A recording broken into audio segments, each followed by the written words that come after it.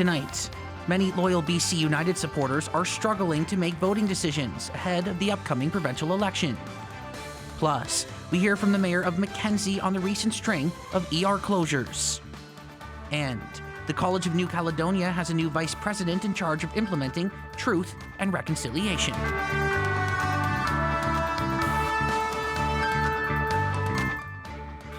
Good evening, folks. I'm Eddie Huband, and welcome to CKPG News.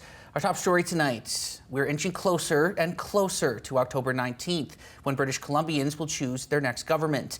But it's been an unusual election lead-up.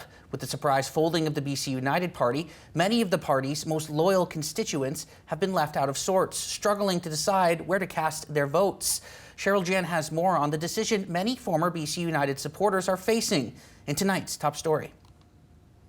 I made the decision that I made as leader of BC United to suspend our campaign. I will be withdrawing our candidate nominations. August 28th. It was a bombshell that many BC United candidates had not anticipated. But you have to remember the BC United were way down in support. Arguably, a lot of BC United support had already shifted over to the BC Conservatives, and that's why they were surging. You had people in the business community saying, you know, work together, form a coalition between the two parties, the two center-right parties, a partnership. So arguably, a lot of the support had already shifted over. Just as the candidates were blindsided, so were the electoral faithful, and many of those are still undecided. I think in rural British Columbia, it's a little different than urban. People know the candidates. So there's been a lot more support for the individual or for the person in a lot of our rural ridings. They've got those relationships. They've built up that trust factor. And that's why election after election, there's that core group that always seems to show up. Mike Bernier says the same cannot, however, be said for the larger urban centers, where most people don't know their MLA, never did. It's a name on the ballot, and they're voting more the party or the policies of the party. And now the problem is we have to remember that BC Liberals, then BC United, were the largest party in the province of British Columbia when it came to supporters and members, larger than the NDP. Those people feel a little disenfranchised now. Where do they go? It could be why there are a host of independent candidates, more than 20, an unprecedented number in a single election. Well, I think the way that it unfolded with Falcon not really talking to his own candidates, you know, that obviously rubbed them the wrong way.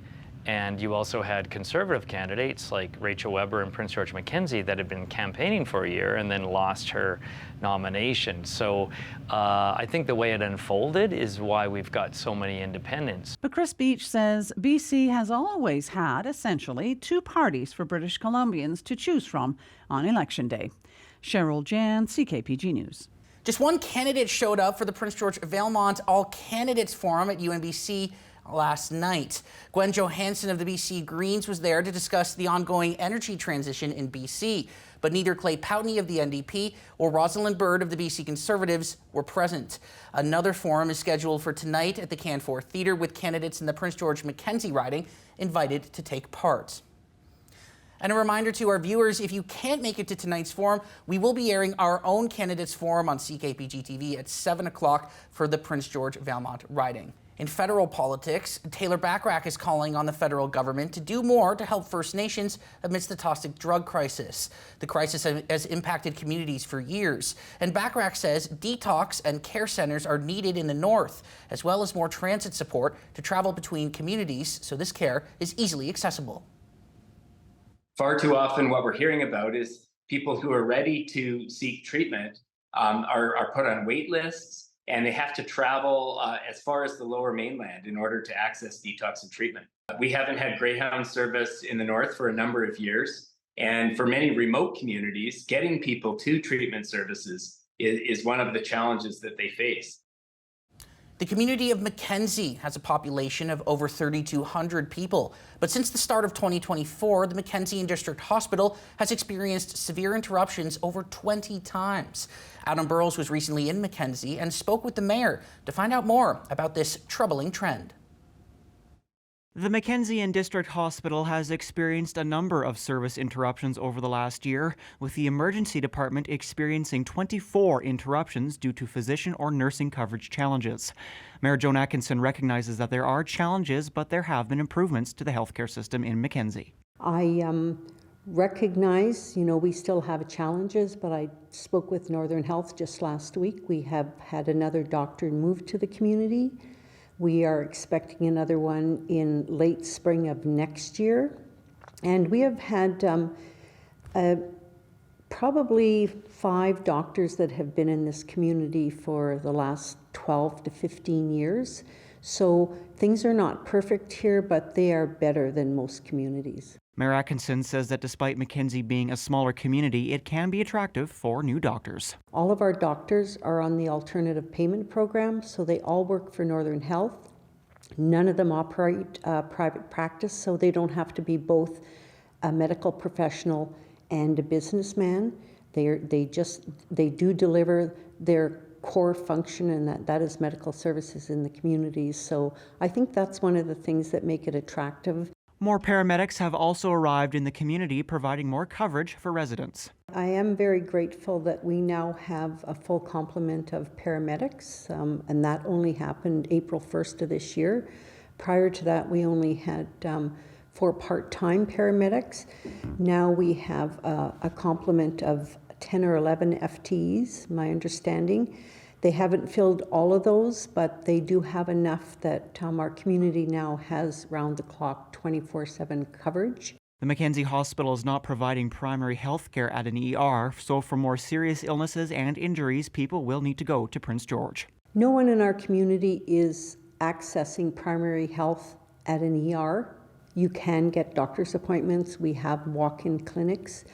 And if you are seriously ill or injured, you are going to be traveling down to Prince George, to the regional office, or to the regional hospital, where there are specialists and operating rooms and that sort of thing. So now that we have the full complement of paramedics, the delivery of health care has improved in the community. Adam Burles, CKPG News.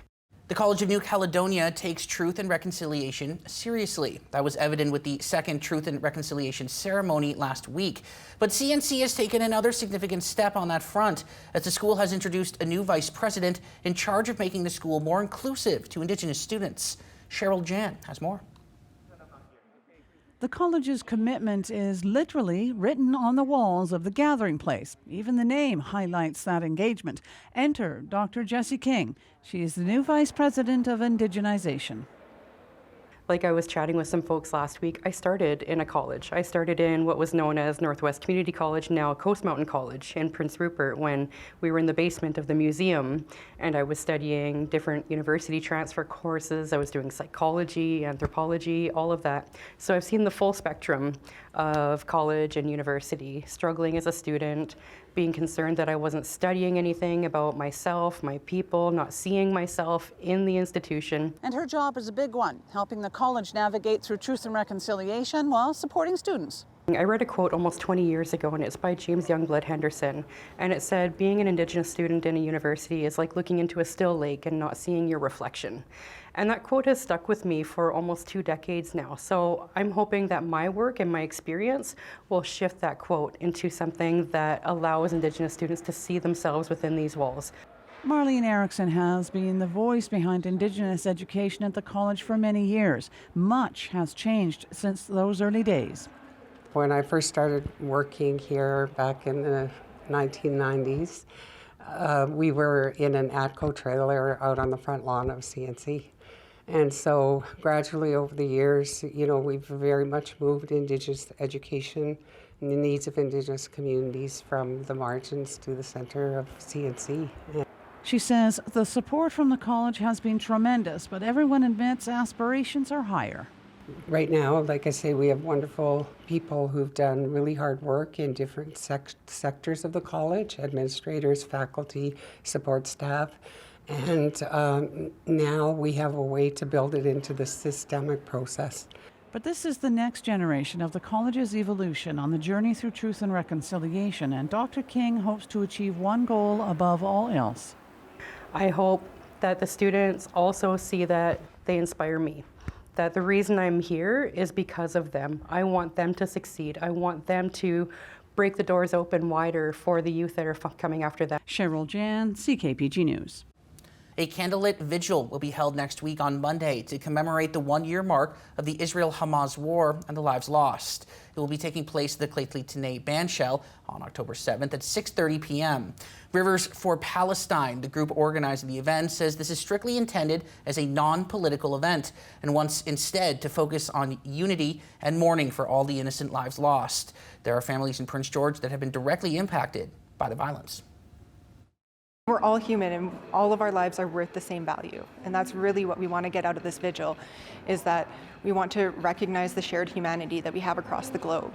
The most recent estimates suggest that hundreds of thousands of people have died and there are millions of people displaced from across the disputed territories. And we want to create a space where people can come together and think about the lives lost, think about the lives disrupted, and mourn and come together in a shared humanity.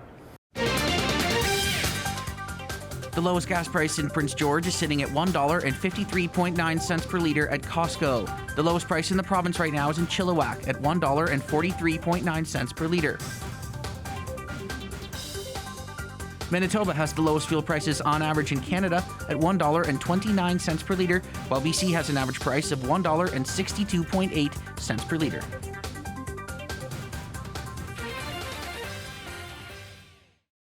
CKPG Sports is delivered by Domino's.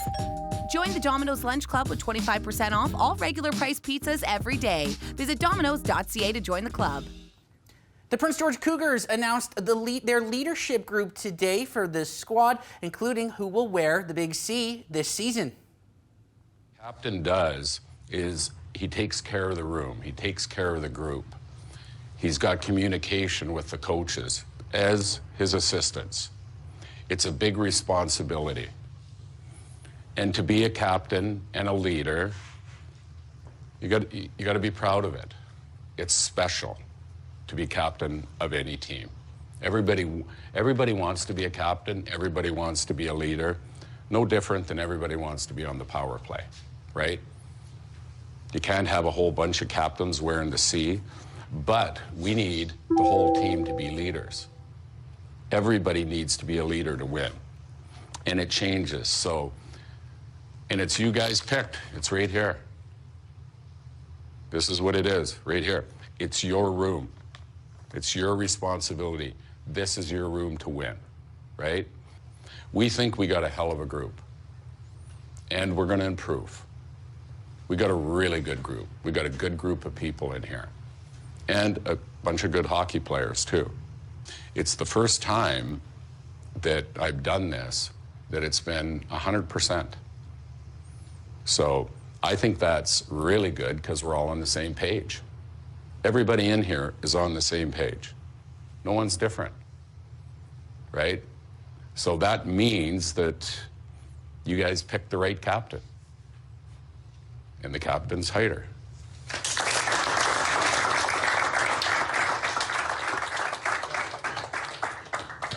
A unanimous vote, that's cool. Riley Heidt, he's the 30th captain in Cougars franchise history after becoming the all-time leading assists and points leader last year. This was pretty expected. Heidt has 280 points through 221 games with the Cats. Alternate captains include Bauer Domanski, Borja Vallis, and Carlin Dezane.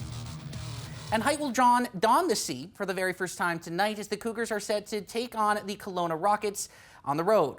Heidt, along with star forward Tarek Parasak, will be making their season debuts after returning from NHL camps. In their absence, though, so far this season, Jet Lajoie has picked up the slack. He's off to a hot start with 7 points already on the season. As for Kelowna, they have been struggling out of the gate. They are still searching for their first points of the year. Puck drop goes at 7:05 as the Cats look to get a win in Game 3 of a 5-game road trip. More Cougars news, as a Prince George Cougar was traded yesterday, but not by the Prince George Cougars. Bear with me. The Vernon Vipers acquired the BCHL playing rights for 20-year-old defenseman Keaton Dowheniuk from the Victoria Grizzlies for future considerations. Now, Prince George will have to make some tough decisions regarding their 20-year-old players in the coming weeks. William Kometz, Boria Vallis, Andre Becker, Carlin Dezane, Keaton Dauheniuk, Cohen Seymour, and Ty Young are all at the age limit this season, and the limit for overage players is at 3. Ty Young and Cohen Seymour are still at NHL camps, while the rest of the players mentioned have returned to the Cougars team. This trade only really has implications if Dauheniuk doesn't end up finding a home in the Dub. The TSX is down 32 points to close at 24,002. The Dow Jones is up 40 points to close at 42,197.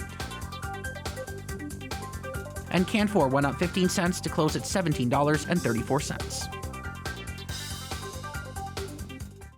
Good evening again. It was a wet one for sure right across most of the region today. We saw mixed precipitation in many areas, especially north of us as well. Up through the Peace was a flurry activity, that's for sure. Satellite to looking back, lots of cloud, and there it is there. We do have a break right about here that we're going to see tomorrow in some areas of the region. So futurecasts will show that. We see some of that precipitation breaking apart and then losing its steam, and we've got a mix of sun and cloud and then an increase in cloud late into Friday, or late into Thursday rather. Thursday night is the next big weather maker starting to approach us.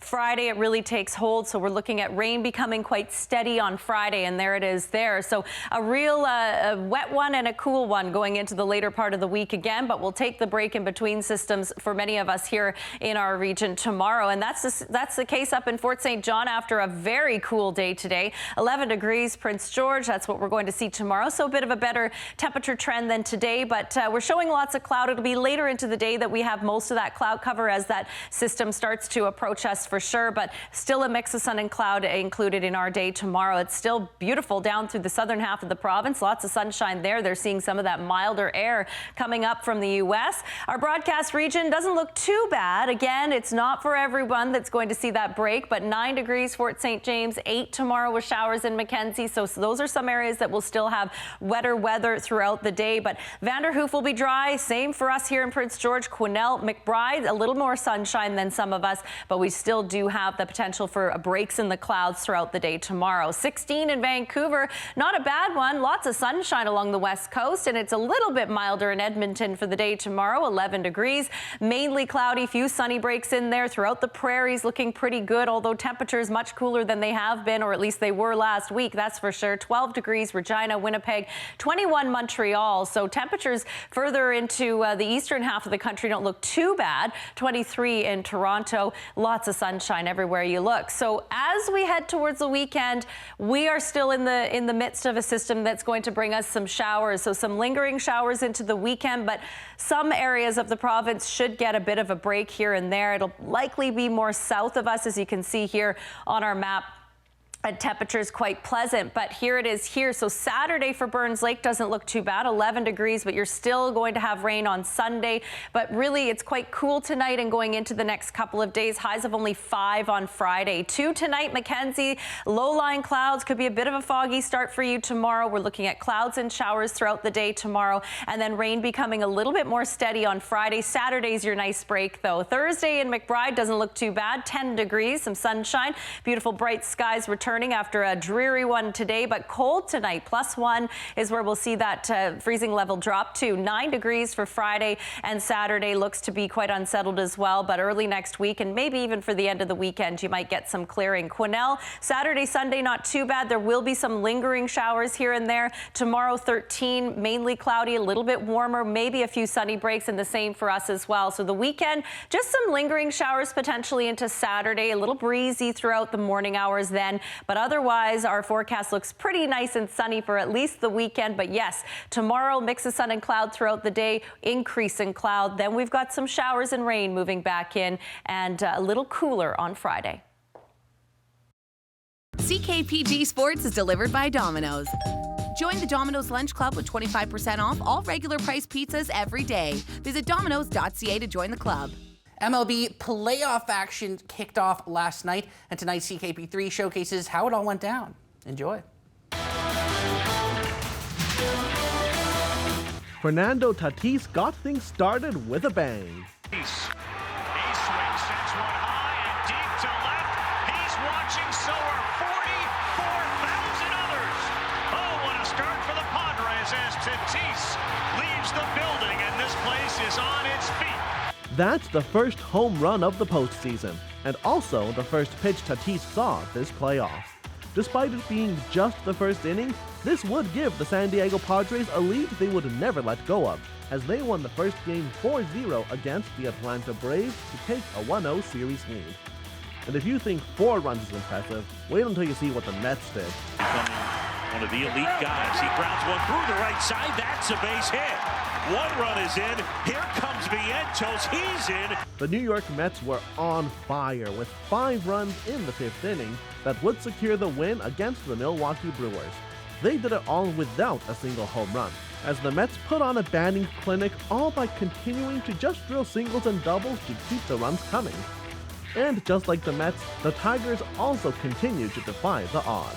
And another base hit up the middle. Bierling with a single. Scoring as Roger Sweeney stops at second. And it is 3-0 Tigers. A 3-run second inning powered the Detroit Tigers to a 3-1 win over the Houston Astros, which was the Tigers' first playoff win since 2013. The 3-run second inning was all the Tigers needed to hold off a usually high-powered Astros team, and now Detroit is only 1 win away from advancing to the second round in tonight's CKP3. All right, folks, that's it for me tonight. Caden Fanshaw's up next. Tommy Osborne has the 6:30 news. I will see you tomorrow. And remember, Prince George, happiness can be found even in the darkest of times, if only one remembers to turn on the light. That one's a thinker. Have a good one.